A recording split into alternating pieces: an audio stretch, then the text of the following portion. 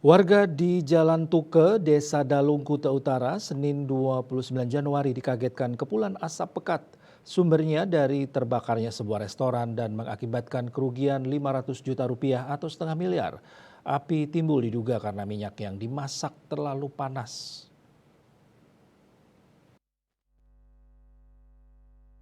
Kasihumas Polres Badung Ibtu Ketut Sudana mengatakan karyawan restoran sudah dimintai keterangan oleh anggota Polsek Kuta Utara. Dari keterangan IGD Eka Adisdana 20 tahun, pukul 7 WITA ia sampai di TKP. Selanjutnya Eka bersama timnya mempersiapkan makanan dan menghidupkan kompor digunakan untuk menggoreng kerupuk. Karena kerupuk habis, Eka mengambil stok di gudang. Selanjutnya Wisnu Setiawan, 19 tahun melanjutkan menggoreng kerupuk tersebut. Usai menggoreng kerupuk, Eka dan timnya ke restoran untuk menyiapkan meja. Saat tersebut dapur dalam keadaan kosong.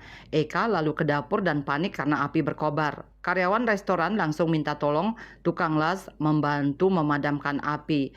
Api disiram pakai air dan pasir tapi malah membesar.